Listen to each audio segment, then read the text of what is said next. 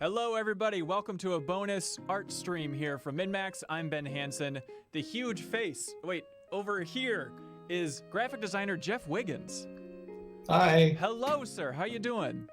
I'm doing great. Thanks for having me. Great. You are the person that designed MinnMax's visual overhaul. Is that the best terminology? How would you define it?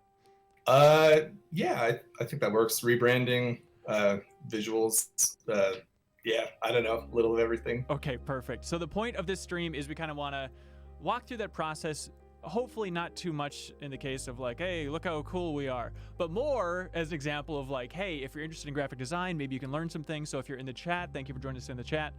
Feel free to ask anything about the graphic design process overall. There's no question too specific, no question too stupid. Jeff has promised to answer every single thing, including why he chose that beautiful white wall behind him. So, That's right. So please let us know. We're all just making do with being stuck at home. Yeah, you know? That's true. That's true. So then also, we got some Animal Crossing music in the background. So let me know if you want that higher, lower, anything everybody wants. Okay, Jeff, my collaboration with you for MinnMax and stuff, it goes back to, I reached out to Corey Schmitz, the graphic designer who's worked on Sucker Punch stuff and the Control logo, Oculus's logo, stuff like that, and said, hey, do you have any good recommendations for people that would be good for a potential logo for MinnMax here, this thing we're starting up? And he said, yes, check out Jeff Wiggins. And I said, okay, noted. And then I reached out to Alex Grenling, who's done he did a couple of Game Informer covers, and now he is at Bungie as a designer. He used to be at Google. And he said, yeah, check out Jeff Wiggins. Like, all right, well, I guess I just am locked into this Wiggins guy. So I called you right before Christmas, maybe on Christmas. Somewhere around there, yeah. Okay, to talk about what this could possibly be. And you said you had loosely heard about MinnMax up until that point? Yeah, well, I followed MinnMax on Twitter.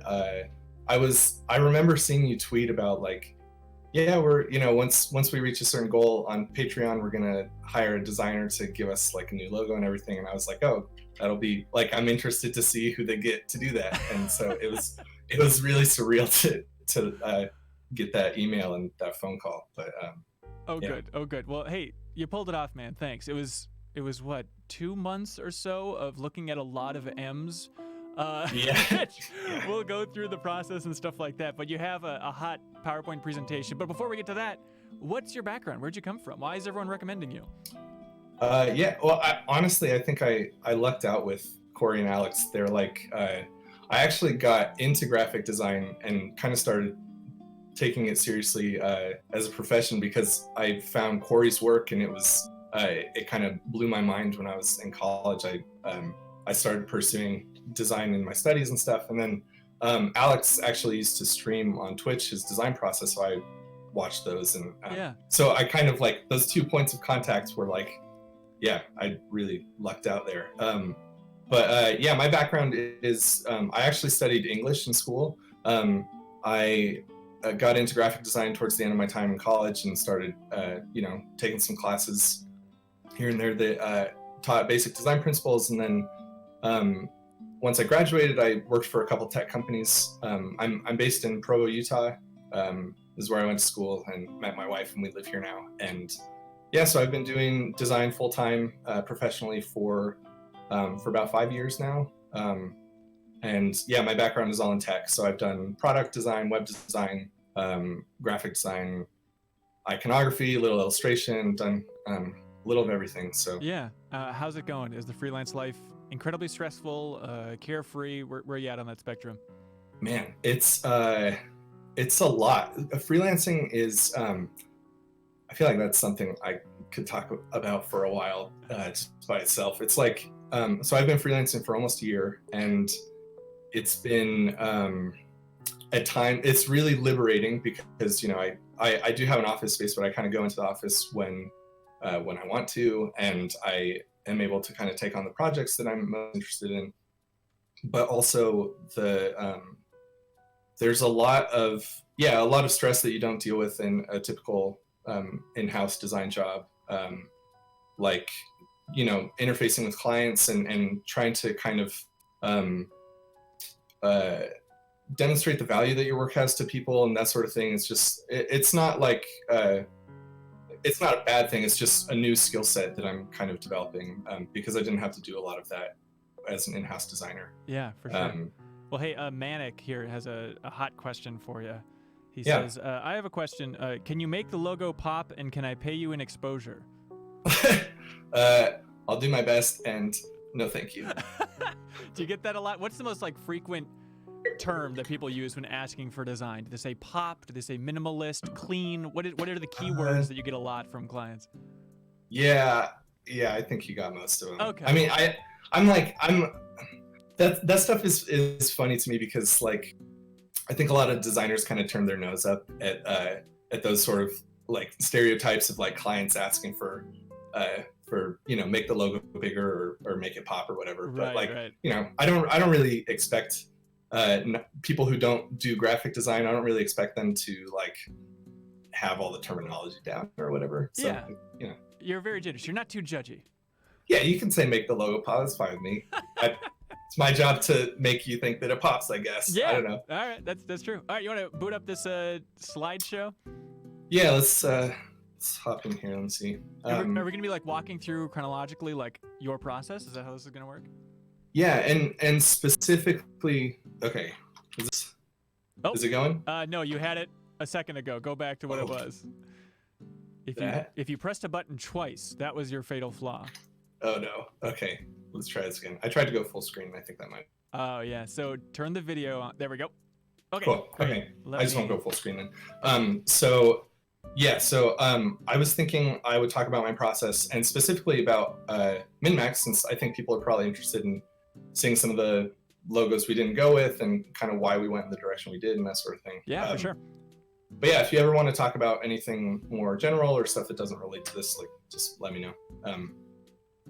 But yeah, so I guess where it started was so Ben, you reached out to me like you were saying around Christmas time, and we started talking about MinnMax, and like once we established kind of the scope of the project and everything, we were talking about what MinnMax should feel like, and that's usually where I start with projects like this.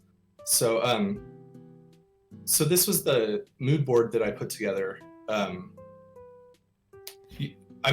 sure you remember some of the stuff, right? I still love it. I still love it so much. And this was just stuff that you liked. I'm trying to remember if I gave you some key words.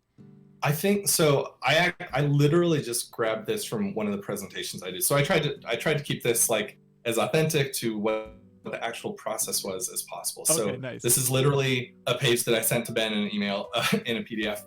So I think at this point we had talked about sort of the strategy for the brand, which was basically, that's just a way of saying like, what do we want MinnMax to feel like?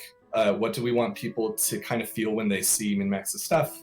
And then like visually, how do we represent this? So for example, some of the words we had talked about are on here. Like we wanted MinnMax to feel really friendly and communal and optimistic and clean. And it's like a place where people could feel welcome and feel at home. And so these images were ones that I pulled, and they are images that I like, but crucially, they're also ones that I felt could were kind of in the general like area of friendly and communal and optimistic and all that stuff that we wanted MinnMax to be. So the idea is basically when the logo's done, it might not look like any of this stuff, but if we dropped it on this screen, it would kind of feel at home next to this stuff. Right. Hang on. Yeah, I noticed there's a recurring theme, and I'm running the numbers here. I think it's almost every image is Japanese. Yeah. Well, yeah, you're probably. Yeah, I mean, we're pretty close. Yeah. This photo of a Game Boy Advance is actually my hand holding my Game Boy. So I don't know if that one counts. The catch. But why do you think that is? What do you think it is about the Japanese style, if you can make something so broad that appeals to you, or that you connect to those words? That's a good question. I think for me, like this is where it gets into a little bit of just like my own personal taste. Like I mean, obviously MinnMax is all about video games, but I also have loved games since I was a kid. So to me, the stuff that felt like it would resonate with not only with you as the client, but also like eventually to MinnMax's audience is stuff that kind of makes you feel like the way that Nintendo games make you feel, or you know, some of the stuff like this old, in the bottom right corner, there's like an old Famicom logo that that felt sort of in the right space that I wanted MinnMax to be in, where it's like you know, kind of geometric, kind of friendly, but still like professional, and you can take it seriously and that kind of thing. Yeah. I don't know if I can speak too much to the Japanese side of things, aside from the fact that like I do really like a lot of Japanese graphic design, and I like Japanese video games and stuff. But, yeah, absolutely. Well, I remember the Mega Man Legends thing popped out to me, and it's so stupid, but it's like, well, I love Mega Man Legends, and like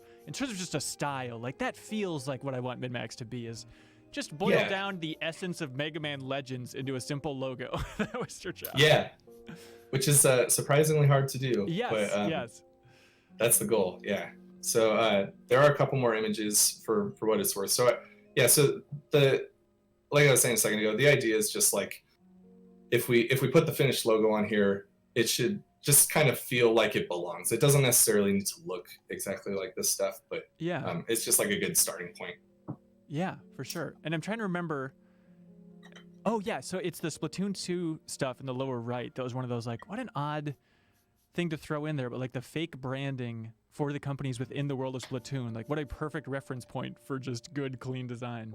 Oh man, yeah. I like Splatoon has become like, when in doubt, I'm just like, I should just make it look more like Splatoon, because their design work is so.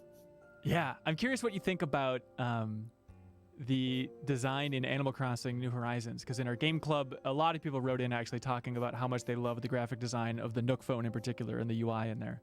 Oh yeah, man.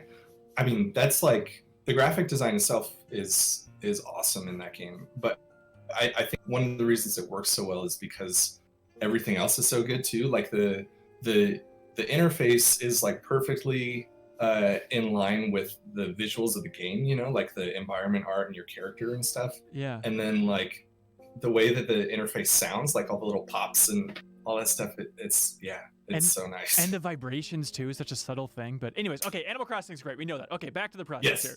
Okay, so the next step for me is always sketching. I'm not an illustrator. I don't pretend like these are beautiful drawings or anything. But that's kind of the point of sketching. So it's this idea of like, okay, we kind of have a general understanding, like a basic direction of what MinnMax should look and feel like.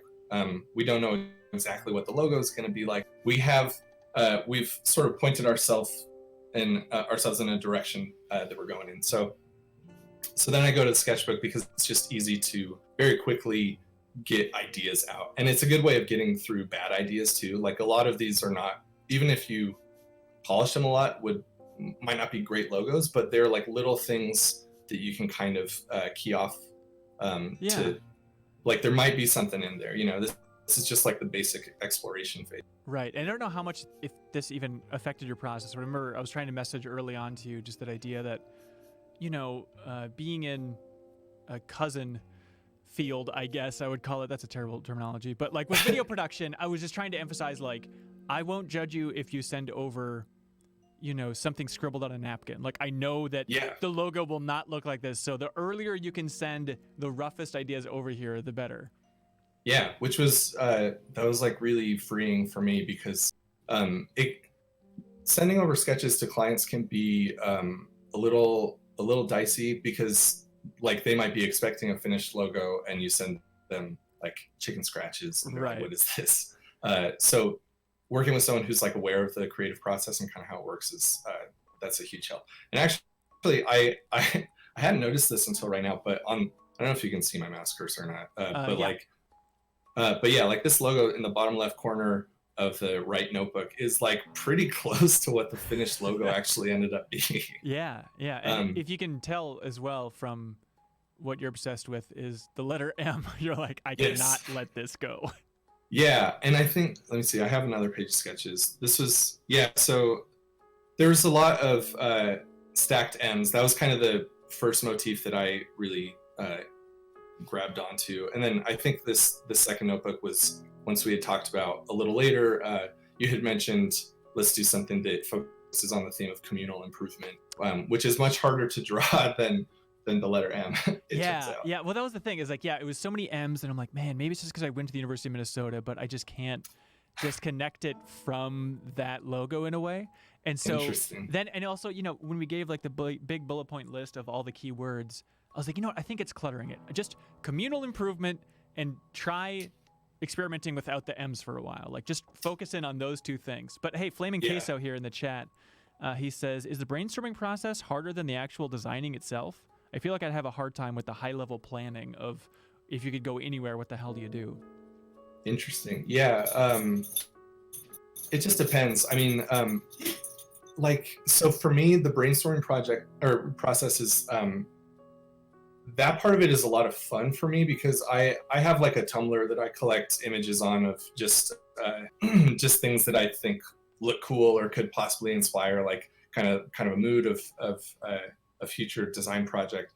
And so I'm always trying to kind of keep my ear to the ground for just like things that strike me that I think could be useful in the future. Yeah. And so and also like you saw the mood board, like finding photos of Game Boys and Mario and stuff, like that part of it's fun to me. But yeah, it can be a little paralyzing if you don't because like you said, it could be anything. You could go in any direction. So that part of it can be a little scary. But I actually think the hardest part for me is the step after that. It's sketching and trying to quickly iterate on ideas and figure out like what this specific brand should feel like, because there's just a lot of kind of digging you have to do. It's still fun, but it's like, you know, when things start to actually get kind of serious and yeah, that can be kind of tough. Do you want to scroll back up to the mood board? Because I think at this point in the process as well, or maybe even before that, I was like, okay, pause here. I was like, okay, that arrow below, like the one in the middle with all the letters on it. Guy. Yeah, I was like, that one feels right, and then go up again. Yes. I think it's this one, right? Is that what you're that one, and then also the one to the upper left of that's like on the cement. Oh, yeah. I was like, that one feels like the right level of like softness, but also those hard edges. Like, I love that one in particular. Like, if we could try and capture that mood. So I feel like in that last page of sketches, then that's where you kept designing it. But then you said that you ran into the problem of it's damn close to the Burton logo. Yeah, that was. We'll see some of that stuff later. Okay. But yeah, one of the things that's hard with doing a logo with arrows, at least it was on this, was like either the arrow looks like a letter that we don't really want, or it looks like the Burton logo. Bob yeah, Buell, Bob backwards here on Twitch. He's like, hey, the arrow power symbol is really cool and clever. I think he's talking about like on the right book. Yeah, up in the top there. Yeah. I mean, well, and one of the fun things about sketching is like, even though some of these are bad or like not really usable, like, you know, a lot of these other ones, if you like gave them time and attention, you could probably make something pretty cool out of them. Yeah. Just to be clear though, these aren't in the public domain now, Jeff, just because you're streaming them. I mean, legally, I don't know, man. I'm not a lawyer. I don't know how this. Whatever. Yeah. Okay. So, should we look at some stacked ends then? I guess? God. Yeah. Sure. Okay. So this was round one. These were the first logos that I sent over. So the process so far is we've looked at the mood board. We've kind of established a strategy for where we want things to go. I've sent over some sketches, and then so these are like logos that are that could be like finished logos. So this was the first one. Yeah. And I think this is like a really good place to talk about like the idea of branding versus drawing logos. So I still think this is a cool logo. You love this one to the end. I feel like as we're going back and forth, you kept just slipping this one back in. Like, all right, I was like, what if I don't know, maybe it could be cool. I still like this logo, but part of it was like I don't know totally your side of it, Ben, but it seemed like, I mean, obviously you weren't as into it as I was, which is totally fine. But like that's also part of the process, is like the client is going to live with this logo for as long as they use it. And Right. so it's not so the process of doing branding work isn't just about drawing cool logos. You also have to do like you have to draw stuff that the client will want to use, because they're the ones hiring you. You are accountable to them. And not only that, but looking back on it now that the final MinnMax branding has kind of been in the wild for a little bit, this logo like doesn't feel quite right now, and I think it doesn't actually represent the kind of values that we had talked about of, you know, being friendly and welcoming and all that stuff. I still think it's a cool logo, but it wasn't the right one, which I think is like an important thing to know about the stuff. But and I promise I'm not trying to use this as ammo against you, Jeff, but Shogun AI on YouTube says it looks like the Sony Walkman logo. Yes. Well, okay. About that, I see that as a positive. The Walkman logo is cool. But yes, it does look. Let's see. Flaming Queso is wondering, do you always record your process this meticulously? No. So I actually have a couple shots in here of what the process actually looks like, which is much messier than this. Okay, we can keep rolling then.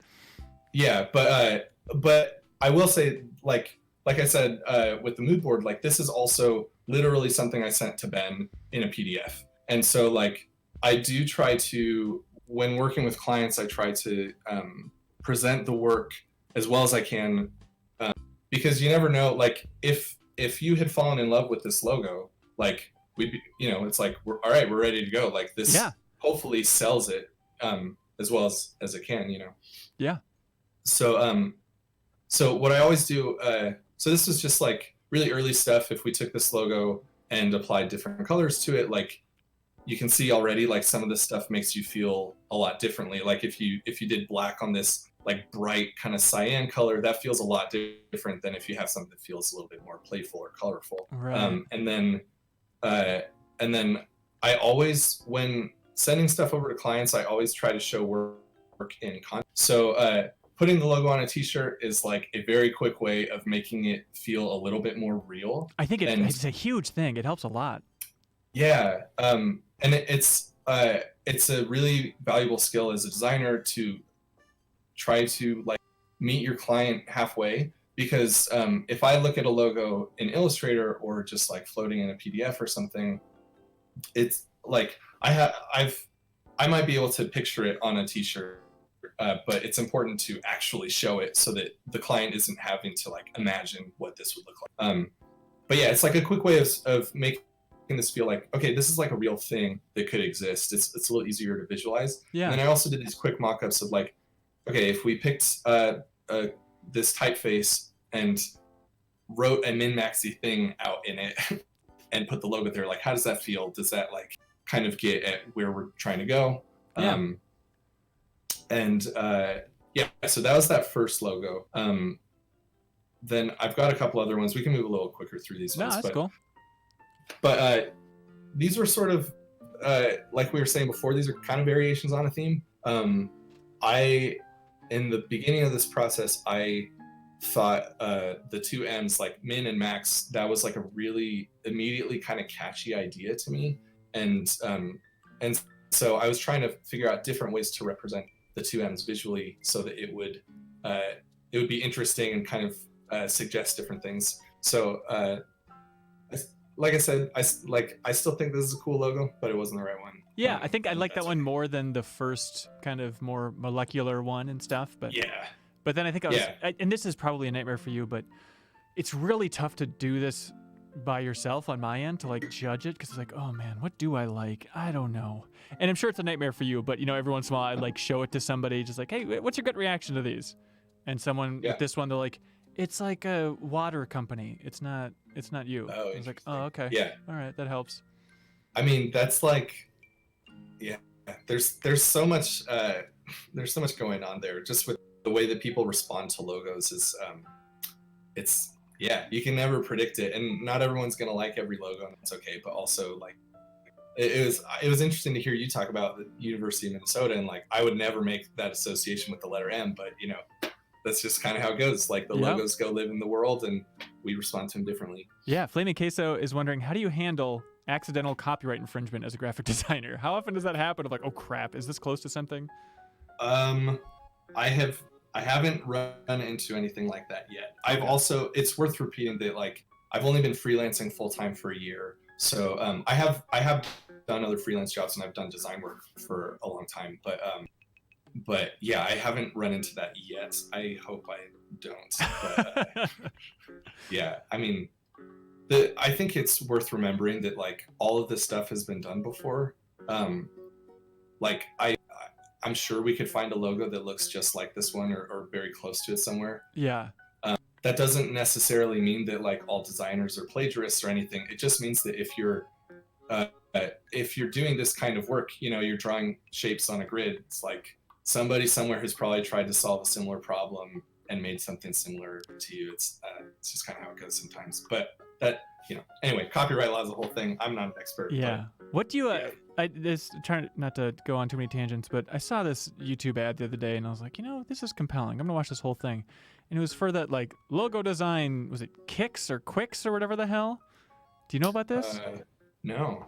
There's like some website where it's like you just put in keywords and tell us which logos you like, and then we'll generate a logo for you. And you pay for it, obviously, but it's just one of those things like, what a weird idea to have like just this AI crank out a logo, and it's like, well, done deal. Here we go. Yeah. I mean, my feeling on that is kind of similar with stuff like Fiverr or like Squarespace has a logo designer in their platform. And it's kind of like, I sort of feel like you get what you pay for. And that's not meant to be a damning statement. It's just like some people either can't afford to hire a designer or it's just not that important to them. And like, I don't know, man, you get what you pay for. That's what you sign up for. Yeah, sure. Obviously, I would advocate for hiring designers and paying designers. Yeah, it seems to work out well. So the t-shirts here looks good.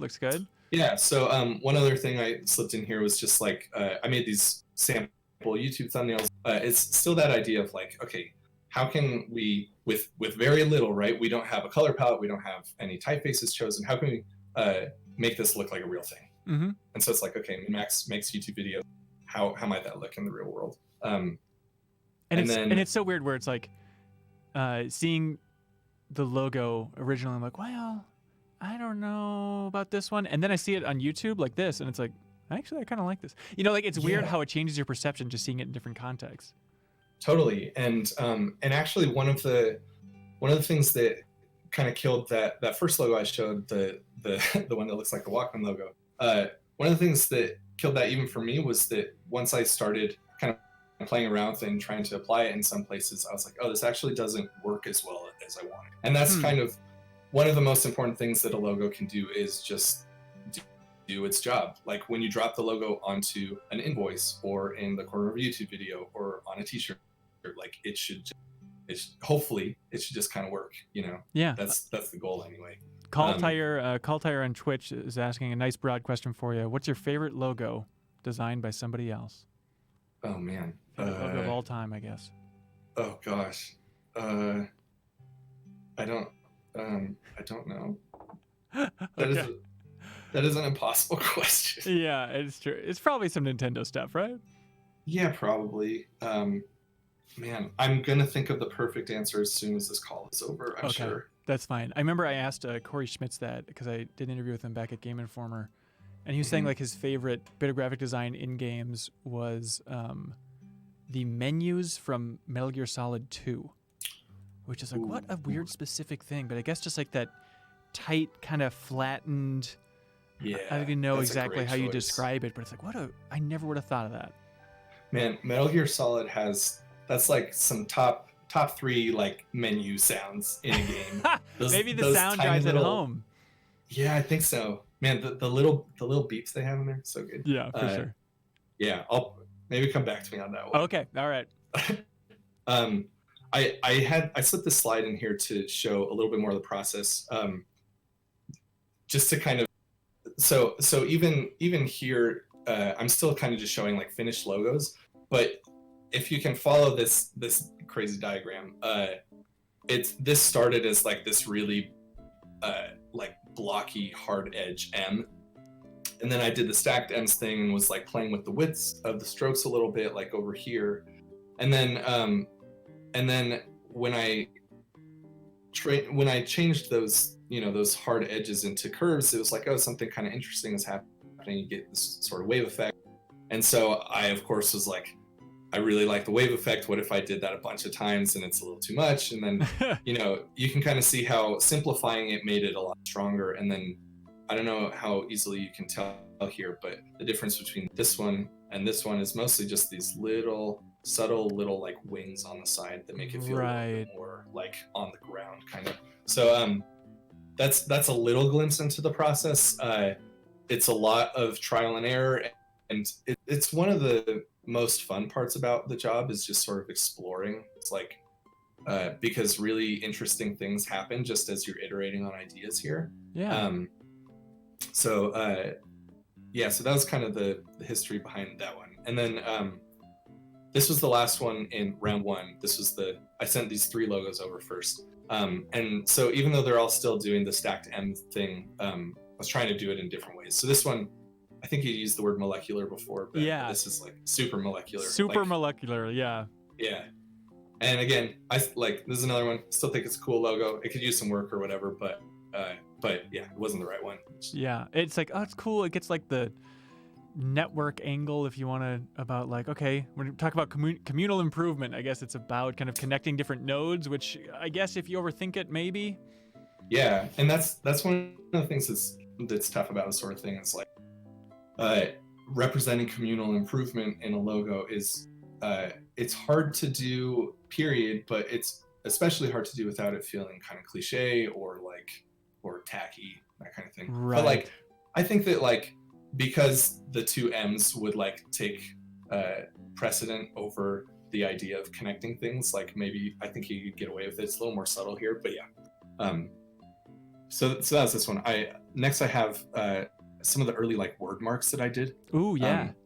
I thought this would be cool. So these some of these were like the first things I did in Illustrator. I don't even know if we had signed a contract yet, and I was just like, what are the first ideas that come to mind if I were to draw a MinnMax word mark, Yeah, that's cool. And and you can see like just like the difference between having like hard corners and rounded ones. Like it changes the feeling of the whole thing.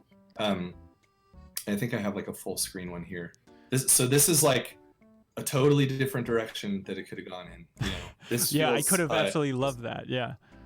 Yeah, I think it like kind of feels like it skews younger. Like it's a lot more playful feeling. I still really like the kind of bounce of the M, the I, and the 2 N's, and then the other M. There's so many like bouncy rounded shapes there. Yeah. The arches.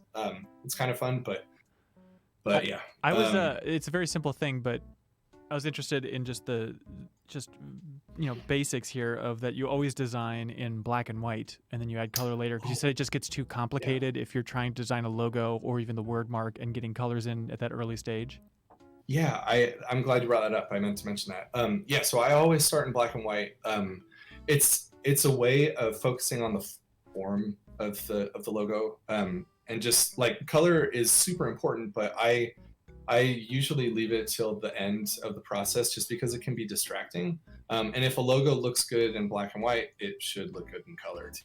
Yeah. But the reverse isn't always true. And it's like, you can just spend a lot of time trying to get like just the right shade of blue or whatever. And that can distract you from actually drawing the logo, which is what we're trying to do at this point. That's the goal, yeah. Creative Dictator, cool name on Twitch, is wondering where the name MinnMax came from. We could quickly go over that. Yeah, I thought naming a company was going to be the fun part. It was not. It was really hard. So I have a big list of names, and I would just double check social and the URL to see if it was available or how it would work. But there's stuff where it's like, let's see, All Neighborhood, Sunset Writers, Games Don't Stop, Pages Per Second, Super Heartland, Game Playmate. These are I'm in love with. Next Gen Sports Game, Next Gen Racing Game. Both URLs available, which is very fun. And then before I got to MinnMax, I did Maxa Soda, which is bad. Whoa. And then I wrote down MinnMax and then MinnQuest mini game with 2 N's. Because I think I was dodging the Minnesota stuff for a long time. Like, I want it to be more about just a subtle nod to the center of the country, but not Minnesota specifically. And then finally I was like, F it, what if I just embrace Minnesota? And then MinnMax was like, okay, I think that's pretty good. But it's taken on social, and so I didn't want to do it for a long time. That eventually got to the point of like, you know what? We can come up with MinnMax show for YouTube and Twitter and everything and kind of unify it like that. Oh, we also had, the chat loves it, we had We the Peepo was an option, which is a deep cut reference to the Game Informer community. Play Plateau. Anyways, there are a lot of bad names, but I'm glad we landed on MinnMax. Maybe I'm just brainwashed by it now. Oh, Anyways. Ben, Yes. you're kind of breaking up. Oh, so I really? didn't catch that last bit. Sorry about that. No, that's all right. Hopefully it's coming through for everybody else. But yeah, you want to just keep showing off the tour here then? Yeah, let's keep going. So these are a couple of the other logos that I included in round 1 that I didn't focus on. Like, I just included a slide like this because Ben wanted to see process. So I was like, these are some of the logos that I don't think we should use, but I want to show you just so you can kind of see some of the other ideas that I'm kind of kicking around. This was the one that felt the most Splatoon to me, which I got excited about. It's there are a bunch of reasons why I don't think these would work. Well, Alex Brittagar on YouTube says the top right one is awesome. This guy? Yeah. Yeah, they're actually, I mean, it's pretty similar to this one, which with some refinement actually lasted pretty long into the process. But yeah, some of this stuff gets tricky because like if you're trying to represent a letter, you want it to, it doesn't need to look like that letter typed out in a typeface necessarily. You want it to be distinctive and it should kind of look like a little pictogram or something, but you also want it to read like an M. And I could see this becoming a little bit like, is it a V or is there like an I in there or something? Okay, yeah. But yeah. Still a lot of M's. Oh, okay. Oh, what's up? I said still a lot of M's out there. Still a lot of M's, yeah. Okay, so this is a glimpse into like what the actual process looks like. It's really messy. It's a lot of type in the word MinnMax out a gazillion different times, you can see some of the stuff of just like taking an idea and repeating it over and over and trying slightly different things with it. And can you zoom in at all on this? Yeah, is there anything you wanted to see? No, not in particular. Okay, yeah. So I had like started to type MinnMax out in some different over here and drawing my own thing. I had this. I thought it could be fun to. I don't know how well you can see, but I thought it would be fun to like combine the two ends to do a ligature there, which is cool. Except it then kind of turns into a W and stuff. Right. So it's important to remember that like even if an idea is cool, it might just not work. But yeah, you can see some of the logos that I presented are up here. And then that's when you designed the PlayStation 5 logo. That's when I designed the PlayStation 5 logo. Look for it this fall. It's gonna be huge. I was concerned with the Wordmark about I don't want it to look like MiraMax. Not only because it's a disgraced company, but it's like, oh man, as long as the actual word does not immediately remind you of MiraMax. Yeah, I was as I was working on this, there were a couple moments. Why does this look like something else? And I don't even know what the MiraMax logo really looks like. Oh, good. I was like, is that what? Anyway, so yes, this is more what the process actually looks like. It's me in Illustrator drawing and redrawing stuff until I find something that hopefully kind of resonates a little bit. Yeah, Rushdan is wondering, what's that bunny? What's the what? What's the bunny? Is there a bunny somewhere? Oh. This is a photo I took from the Line store in New York. It's going to be pixelated. Oh, okay. It's like me bringing the mood board into the Illustrator file a little bit. You can see this logo over here too. Oh, okay. It's just kind of a way to set the table a little bit, kind of guide your thoughts, I guess. But yeah, it's a cool store if you ever go to New York. Yeah, there we go. Sweet. Yeah, so got a little more. This was when I was convinced that the MinnMax Wordmark should look like the Pocket Station logo. Yep, we all go through that phase. Yep, we've all been there. I still think it's probably a good idea. I don't know. But yeah, this is the real ugly, not this is like the real process stuff.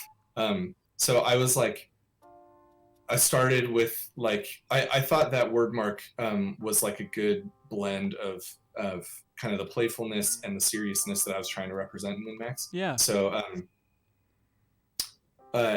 yeah, so there's like the geometric shapes of in the P and the O, they're just like perfect circles. But it's also kind of weird, like how the K doesn't line up with the baseline, has kind of weird shapes to it. And so it seems playful enough. And so I was using that as a starting point. And none of this stuff ever actually turned into anything, but it was still like it felt like a worthwhile avenue to explore for a little bit. Here's an impossible question for you. Like, how many total hours do you think you worked on the logo? I tracked my hours, so I could probably find out. I don't know if I can pull that up now. Oh yeah, don't worry about it. Are we talking like 30? Oh no, it was way more than that. I was working full time on this for 2 months. Oh my god. Something. Okay. Or mostly full time. So however many hours that is. Okay, I'm sorry and thank you. That's good. But yeah, no, it's a lot. And I think like there isn't, a single like magic number for how long this kind of thing takes. It just depends on the scope of the project and like what, if you draw a logo in the first round, the client's into it, then like it could just be kind of a really, week-long process, and that's kind of it. But yeah. But yeah, this one took longer, but that's just how it goes. Dark A's TG on Twitch is wondering, are these all custom fonts or what is this? Yeah, so this isn't a font. These are, I think this is even live. So these are shapes that I drew in Illustrator. So that I grabbed the Pocket Station logo from Google and dropped it into Illustrator, and then just tried to kind of replicate the feel. I wasn't trying to recreate the exact typeface or anything, but just like the way that the O is a perfect circle and the N is just that arch. That seemed like an interesting starting point. So then I'm just drawing this like using the pen tool in Illustrator to plot out points, and then it's a matter of refining over and over again, like messing with the thickness of the strokes and like the space between the letters and that sort of thing. You can see how much trouble the X gave me, going from like really wide to slimmer and that kind of thing. Yeah. But yeah, so I do like the MinnMax Wordmark. The final one is just a typeface. Like I type the words out and then I adjust the kerning and everything, but it's typeface. This was me trying to do something more custom. So yeah. Cool. Okay, so that was round one, and at that point in the process, that was when you said like, let's focus on communal improvement for a logo. Yes. So I think I have some more sketches in here. This was round 2 sketches, so it's kind of a back to the drawing board moment. And like there's some interesting stuff going on here. I still came back to the letter M sometimes. Couldn't let it go. How it goes. And there's some other stuff that was kind of interesting. Like I was thinking about like getting shapes to interlock with one another, or using repeated shapes to kind of represent like the community aspect of MinnMax.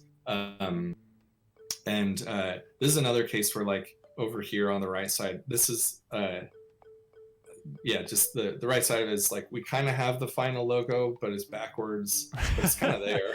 So close. Why don't we just go back in time and just explain it? Just go with that one. Yeah, it would have saved us a lot of trouble. But yeah, and then there's some other stuff that I thought was kind of interesting, like making the logos sort of rotate around a point. So it ended up making kind of this clover shape, which we didn't love, but like that idea of having them all pointing at something felt kind of like there was some impact to it. Yeah, which is kind of cool. It's tough not to just see the swastika when you're going for that type of design. And yeah, that's an important part of logo design is drawing stuff that doesn't look like stuff you don't want it to look like. Yeah. It's important to have like a common sense person to just be like, oh yeah, no, that looks like this or that. You don't want it to, yeah, you gotta do something. But yeah, this is another page of sketches, more arrows, and I was kind of playing with the idea of having like using dots in the logo to represent kind of a crowd or people or something. Yeah. But yeah, you can see my little note here: stripes, repeated shapes, interlocking. Those were the things on my mind with this part of the process. Nice. And I feel like in this part of the process too, I mean, this was pretty deep into it. In my mind, I'm like, oh, we're gonna wrap this up before January, and then we can do the relaunch for February. We could finally reveal MinnMax or music podcast and stuff. It's like, well, we gotta wait for everything here. And I feel like this was around that stage where I was starting to get a little bit panicked of like, oh, good God, the logo could still be anything, and we're deep into this process. Yeah, it's tough. And there was, I don't know. I mean, I guess people don't know this, but the finished logo and everything came in pretty hot. Like I turned all my work in, like just the week before, I guess a few days before the actual relaunch happened. Which is pretty. It's pretty wild. And I'm not saying that to judge you or say that you were being slow or lazy. It's just that thing of like, oh my God, I had no idea that it is this much iteration and this much time just for the basic logo. Yeah, that's something that I mean, when you see a finished logo, like the MinnMax logo is actually, I think it could be easy to see that. Well, I could do that. It's just two arrows, but right. Like there's like a mountain of work, like just behind the curtain, you know what I mean, that you never see. Yeah. And now you're seeing it, I guess.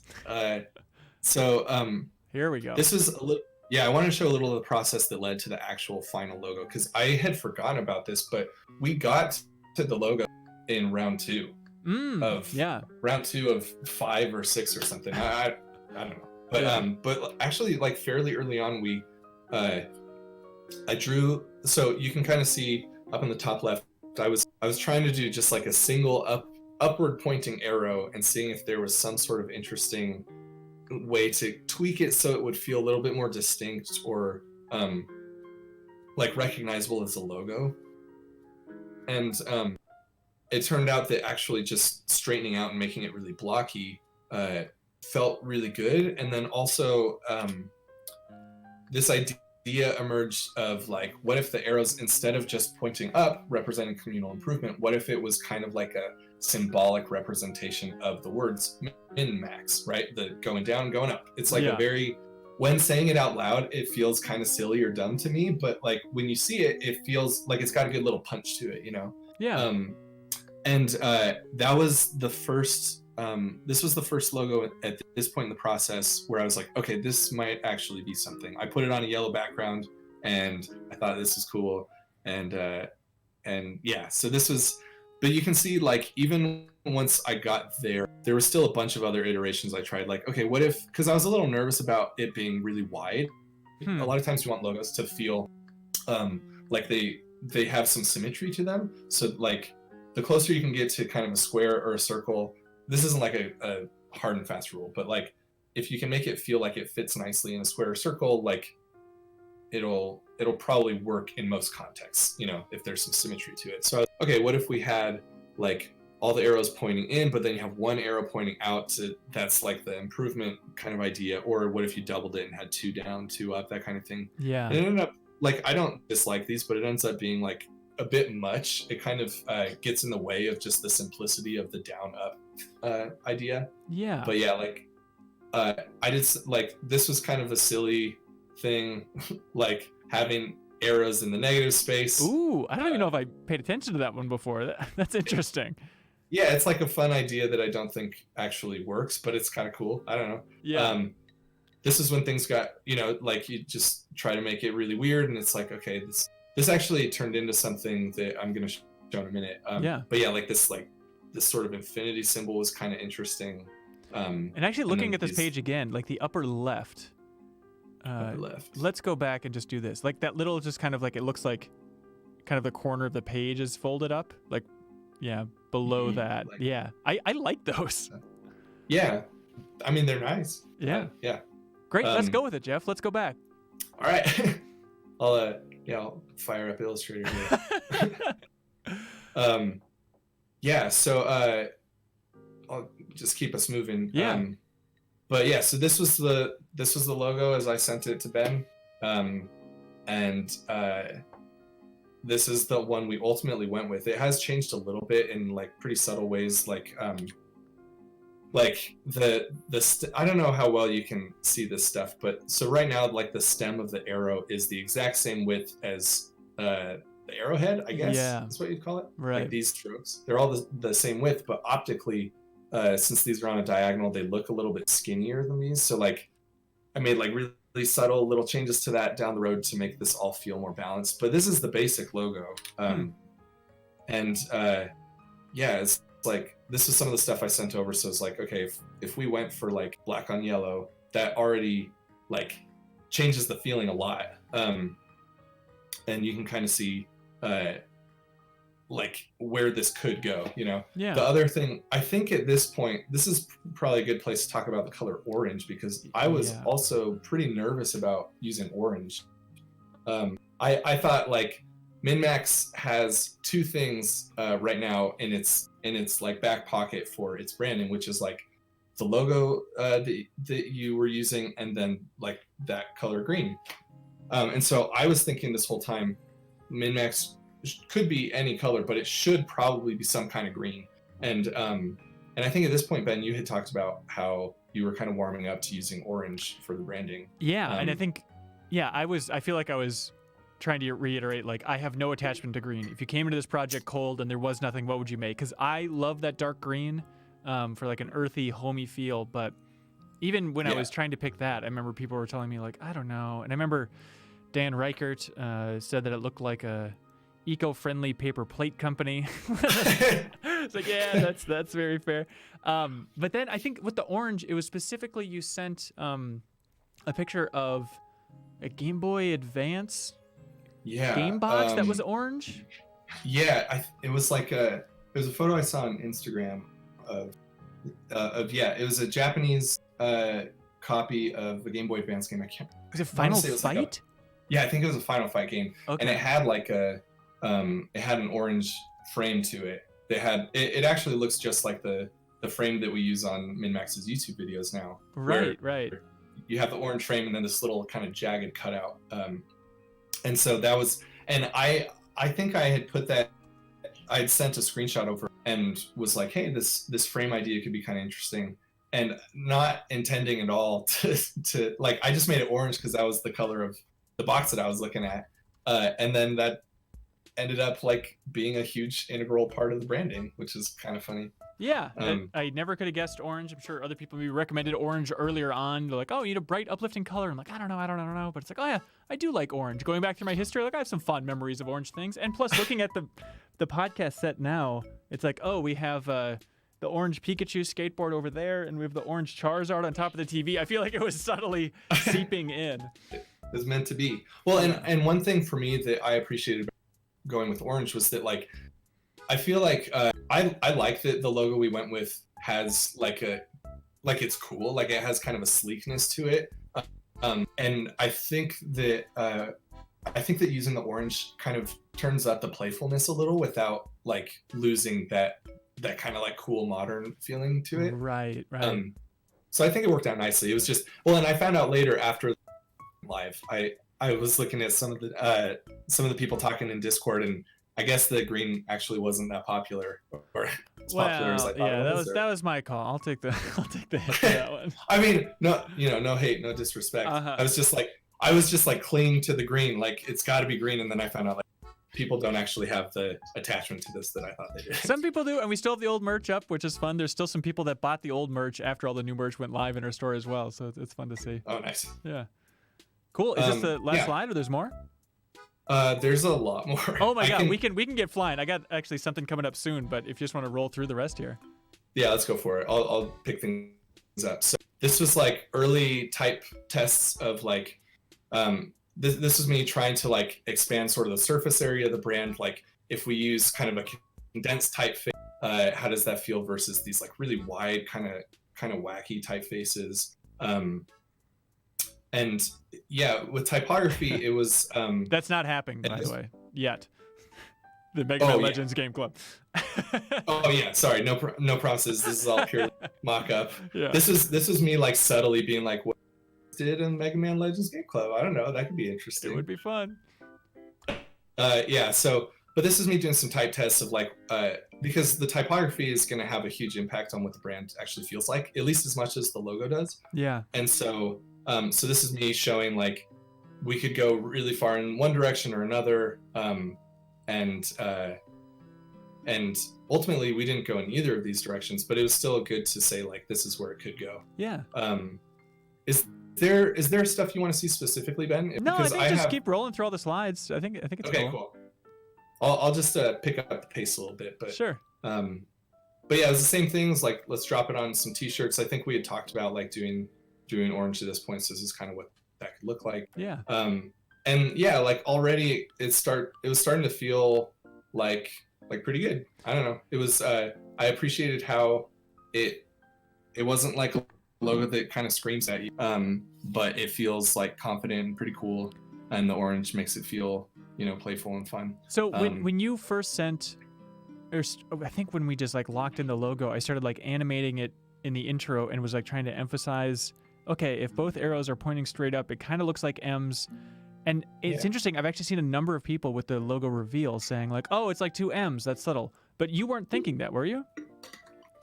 No. Well, I mean, it wasn't lost on me. Like when you sent over that animation, I was like, yeah, it does kind of look like two M's. But the thing that I was most concerned with, that I still believe, is just that like the problem with that for me was just like upward pointing arrows kind of look like M's.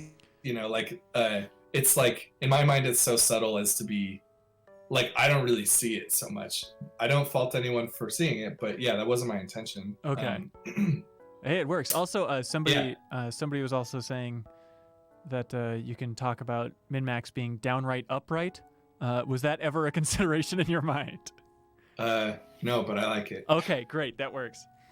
Yeah. There are so many, it's kind of like we were saying a minute ago, like there's so many different ways that people will interpret logos that you can't really plan for. Yeah. But hopefully like you want those accidents to be things that still paint MinnMax in like a good way. Yeah. Yeah. There we go. Cool. Yeah. We can keep rolling here. Yeah. So this was the other one that I think I was pretty stoked about this one. Yeah. You can kind of see how this came about based on some of the process I was showing a minute ago. It was the idea of showing like doing an arrow logo that felt a little bit more dynamic. And so this still kind of plays on the idea of having like a max arrow. And I liked that it almost looks like an infinity symbol. Yeah. The problems that we had with this one, and I think they were all totally justified, is like your eye kind of wants to read it as like the word go or something. Like that one arrow on the left looks so much like a capital G that it's really hard to unsee it once you see it. Yeah. And even I tried like flipping it and sending it back to you. Like maybe this alleviates it, but you still see like the GQ logo in there. Like yeah, it was a bummer because I did really like this, but it just didn't quite hold up. Yeah. And this was some of my early in the process I was focusing just on the mark or like the symbol part of the logo. This is when I was starting to I had typed out the word MinnMax in a bunch of different typefaces, but this is when I was trying to actually see like, okay, what might be a good fit for this mark in terms of typography, and like how would those feel next to each other. Yeah. So this was a typeface that I thought could work. I think we'll see it again in a minute, but yeah. And then this is also when I started doing some mock-ups of like website stuff. So this is just another way to kind of sell or just like help you and me actually visualize like, okay, does this logo work when we put it in the navigation bar of a website? Like how would that feel? And then working with the typography in here too, like this looks like except for the fact that there are these gray boxes in here where images would be, like this looks kind of like a real website. Right. And so and so like, how does it feel when we are looking at something that kind of looks like a real website? And yeah, this is this case where I like with a lot of the stuff, it's like, yeah, it's a cool logo, but it didn't work out, and that's how it should be. These were the other logos that I sent over as like, these could be cool if you're into any of them. These aren't the ones that are my favorites, but this is just like more of what I'm working on. Yeah, and the lower left one I still like. Yeah, it's pretty cool. So one of the things that I've figured out, we were talking about arrows looking like letters and stuff before. Like, it was pretty hard to make arrows like this not look like the letter N or the letter Z, I found out. Just because like, but yeah, you can see where my head was at with this stuff. It was like reflected arrows over an axis, you know? And yeah, like it was like as simple as arrows going down and up versus this, which is like, these don't actually look like arrows, but if you kind of squint, there's like a down right arrow here and an upright one there, and they kind of look like the letter M. So that was, oh wow, you know, it's like getting. So the idea, I guess I should say, the idea through the whole beginning part of the process of branding something is, in my mind anyways, just showing a range of options so that the client can be like, I might not love this exact logo, but this direction is cool to me, and this one might like this logo right down here might work for, like, it might work as a logo, but I don't think it's quite us, you know, that kind of stuff. Yeah. So it's my job as a designer to just show a broad range of options so that the client can see kind of what's possible. Yeah, definitely. And then round three, this is where these were the like last logos that I sent to you. Yes. This was when I quietly like slipped this guy back in. I barely noticed. Yeah. But this was when I was like, okay, we were kind of, our timeline, we were trying to get everything before the end of February.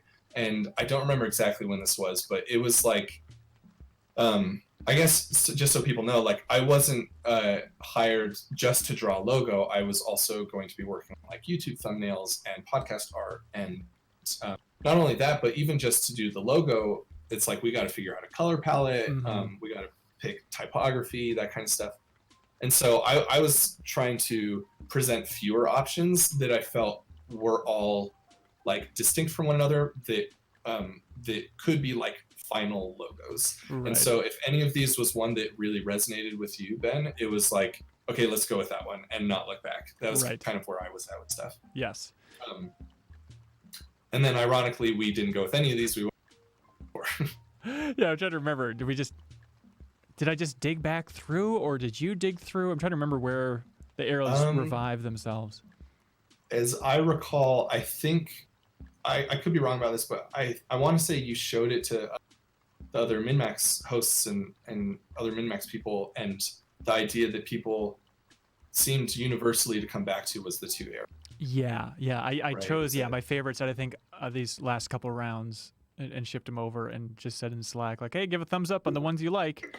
And then it was a landslide for the arrows. And it's like, okay, that's all I need. We got to get going. Let's go. Let's lock it in. Yeah. Yeah, and to your and their credit, like, that was really helpful for me to have like a firm decision made, like, this is the direction we go. And then for me, I'm like, great, now let's talk colors and typography and like podcast art and 80% of the rest of the work. Yeah. So this is round 4 through the end. This is the last of the stuff that I have here. Okay. So this was we had chosen the logo. We wanted to go with the two arrows. So I did some work on the arrows themselves, to make sure they felt balanced and everything, and redrew them on a really tight grid to make sure that everything was like perfectly aligned and all that stuff. And then this is kind of the process of picking a typeface, is just like throwing stuff at the wall and seeing what happens. So you can kind of see where my personal taste and just like where I thought the typography should go. So it's a lot of sans serif type.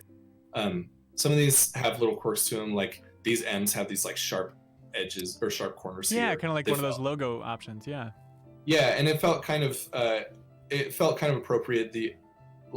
I know the idea of min-max, like literally min-maxing in a game isn't necessarily like about extremes so much, but like these like sharp edges seemed kind of interesting, and they felt okay next to, you know, the really blocky arrows. But yeah, I tried stuff like really wide typefaces, you know, stuff with rounded corners or like chiseled edges. Ooh, yeah. I did a serif typeface and it didn't work, even though it's a nice typeface. Yeah. But yeah, so it's like everything else. It's a lot of experimentation, a lot of trial and error. The one that we ended up going with was this typeface called Wallop that had these nice arched ends, lowercase ends, that felt kind of distinct. Yeah. Which is like a nice subtle way to stand out a little bit. Yeah, and I feel like it was nice in this part of the process too. I feel like we got a lot faster of just like we'd call up and be like, "Yep, that one's good. Let's go. Let's go." It's just a lot of that. Yeah, I remember I literally sent these 4 lockups over to you, Ben, and you were just like, "This one done. Okay, let's move on," which is great. Yeah. Yeah.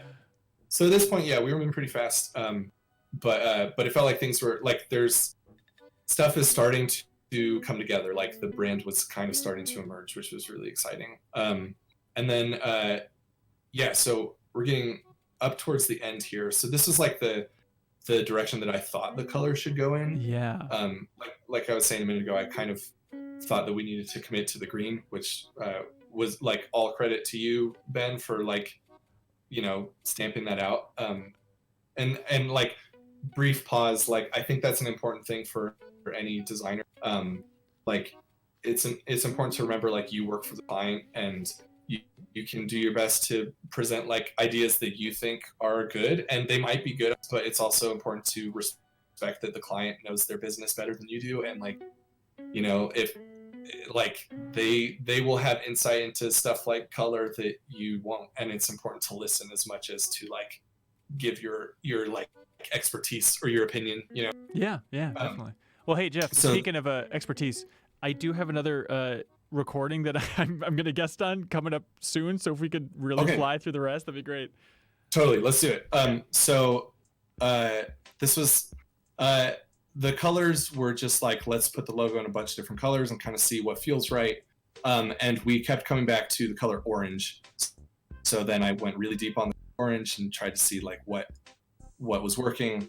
One of the last things that I sent over with color was like 3 directions. We could do like black, white, and orange, or this sort of red color, or what we ultimately went with, which was like kind of a coral and a navy. Yeah.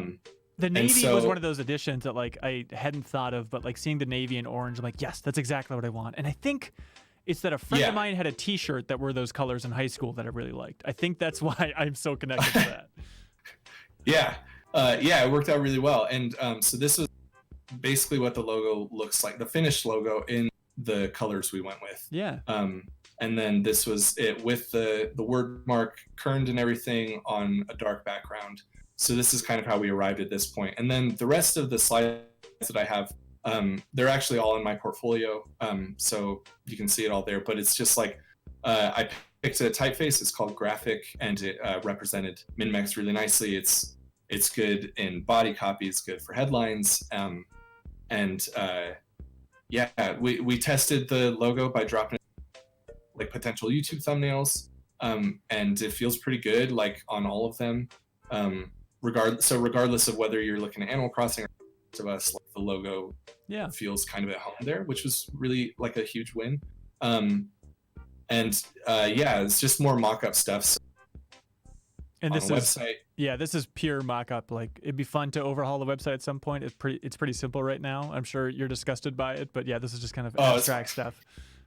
Yeah, maybe one day. It's purely mock-up, but and then it's kind of like, okay, in the sort of color palette that we're working with, what would shirts look like? What would business cards look like? So I designed some business cards in time for GDC, which unfortunately, was postponed. But then, and then one of the last things that I worked on for MinnMax was writing up a pretty extensive brand guidelines document that goes over all of this stuff. So it has like how much space you should have around the logo, what the colors are, what the typography is, all that stuff.